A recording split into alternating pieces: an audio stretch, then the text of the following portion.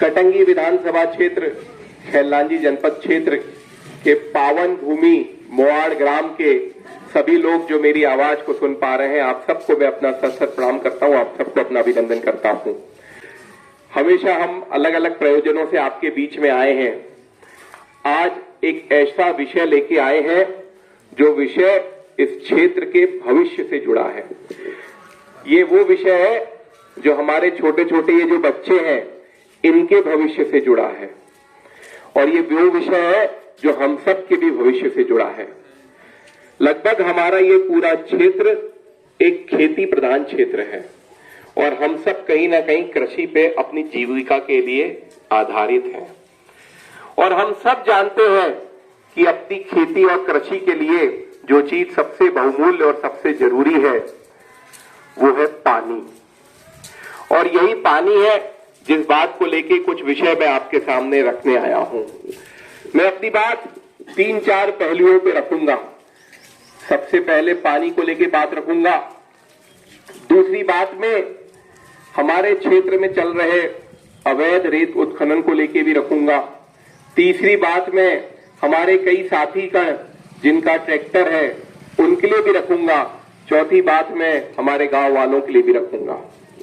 हम सब जानते हैं कि जैसे हमारी कृषि जो है पानी पे आधारित है, तो मोआड़ को 52 नदी का आशीर्वाद प्राप्त है। और पिछले कई सालों में हमने देखा कि ये जो नदी है इसका कहीं ना कहीं रेती निकलती गई, नदी नीचे होती गई। एक समय ऐसा आएगा जब यहाँ की पूरी रेती खत्म हो जाएगी, और जिस दिन यहाँ की पूरी रेती खत्म हो जाएगी उस दिन ये जो नदी में बहाव है ये नहीं रहेगा, और ये नदी जो है एक नाला बन के रह जाएगी। जब कभी बाढ़ का पानी आएगा, जब बरसात ज्यादा होगी और बाढ़ की स्थिति बनेगी, तो वो आजू बाजू के खेतों को ज्यादा काटेगी। हम सब जानते हैं कि ये जो रेती है, अगर ये रेती यहां तक है, ये जमीन है और ये रेती यहां तक है और इसके ऊपर से पानी जाता है, तो रेती पानी के बहाव को धीरे धीरे धीरे कर देती है। लेकिन जब ये रेती सिर्फ इतनी रह जाएगी तो वो पानी उतनी तेजी से जाएगा और आसपास के खेतों को काटता चला जाएगा। तो ये जो रेती निकलने से सबसे बड़ा संकट पैदा हो रहा है, ये जिनके आजू बाजू में खेत है भैया, उनके खेतों की कटाव बढ़ती जा रही है।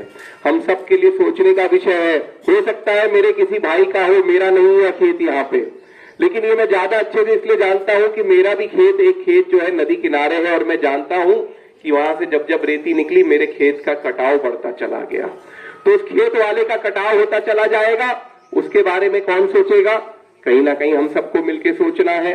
जब रेती निकल जाएगी तो पानी आएगा और बह के बाहर निकल जाएगा, वो पानी वहां पे रुकेगा नहीं। जब रेती इतनी रहती है तो पानी को दबाती है, पानी को दबाती है तो आसपास की कुओं में पानी रहता है, और जब रेती निकल जाती है तो आसपास के कुएं में पानी खत्म हो जाता है। वो जाके यहाँ पे कटंग टोला है सिंगोड़ी के पास, रामपायली के आगे सिंगोड़ी है, सिंगोड़ी के पहले एक कटंग टोला है। उस कटंग टोला वालों से जाके पूछना, वो बताएंगे आपको कि जब से उनके गांव की रेती ज्यादा निकल गई है, आज उनके कुओं में पानी की कमी हो गई है। इतना ही नहीं होगा, ये जो रेती निकलने से आजू बाजू जो हमारे पेड़ पौधे हैं इनको भी, चूंकि जमीन के पानी का स्तर नीचे चला जाएगा तो इनको भी पानी नहीं मिलेगा, और ये पेड़ पौधे भी धीरे धीरे मरते चले जाएंगे। तो कहीं ना कहीं पानी की कमी से हमारे कुओं में पानी नहीं रहेगा, तो हमें खेती में दिक्कत जाएगी। जिनके आजू बाजू खेत है उनके खेत कटना शुरू हो जाएंगे, और जो पेड़ पौधे लगे हैं वो भी मरना शुरू हो जाएंगे। लेकिन जो सबसे खतरनाक बात है वो मैं अब आपको बताऊंगा, आप मेरी बात सुनना। आप भी जानते हो हम नदी किनारे वाले लोग हैं, हमारे यहाँ से कोई भी गंदा पानी हो, चाहे वो नहाने का हो या किसी और प्रयोजन का पानी हो, कपड़े धोए, बर्तन धोए, धीरे से ये कहाँ चला जाता है? नदी में चला जाता है।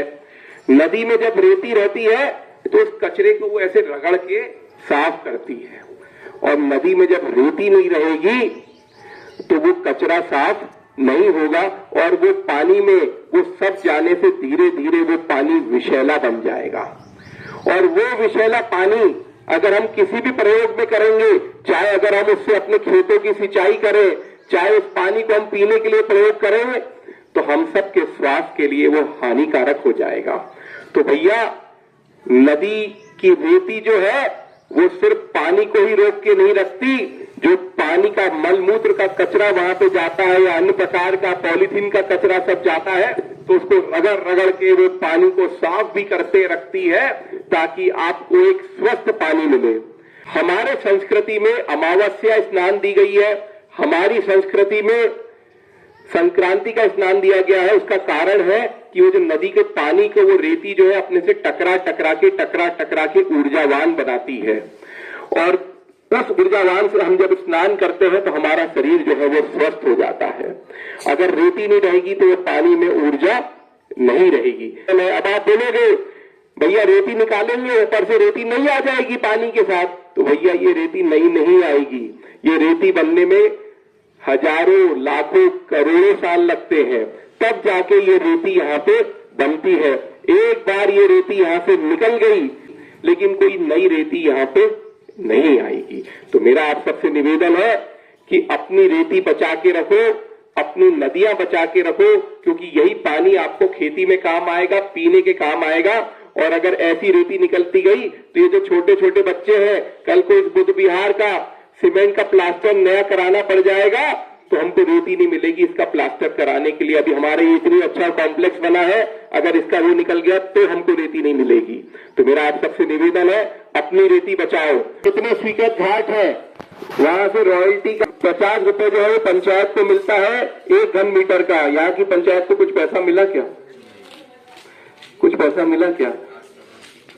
तो ये जो घन मीटर का 50 रुपए मिलता है, उससे पंचायत अपने विकास के कार्य करती है। यहाँ की पंचायत को तो कुछ भी नहीं मिला। पर मेरे भाइयों, एक बात बताता हूँ आपको, ध्यान से सुनना। मेरे ट्रैक्टर वाले भाइयों के लिए विशेष तौर से एक बात बोल रहा हूं। आप एक दिन में 2000 बचाओगे, साल में 100 दिन चलाओगे तो 2 लाख बचाओगे। उसमें आप सिर्फ अपने ट्रैक्टर की किस्त भर पाओगे, इससे ज्यादा कुछ नहीं कर पाओगे। जिस दिन आपकी रेती खत्म हो जाएगी, उस दिन आपका ट्रैक्टर जो है आपके घर पे खड़ा रह जाएगा। और फिर आपको अपने घर का भी प्लास्टर करना होगा। वो जैसे घर बन रहा है तो भी तुमको कहीं से रेत दिलवानी पड़ेगी, तुम्हारे गांव में रेत नहीं बचेगी।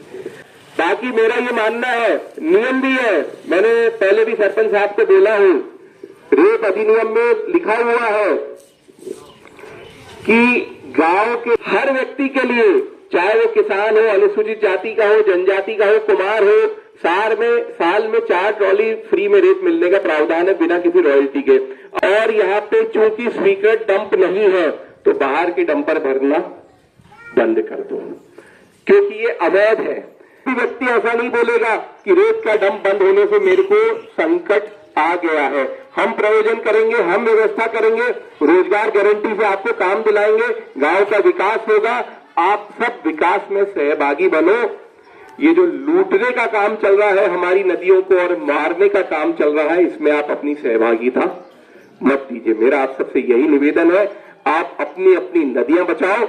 जो घाट स्वीकृत होता है उसमें नियम है कि हर साल 1000 पौधे लगने चाहिए। तुम्हारे घाट में लगे क्या?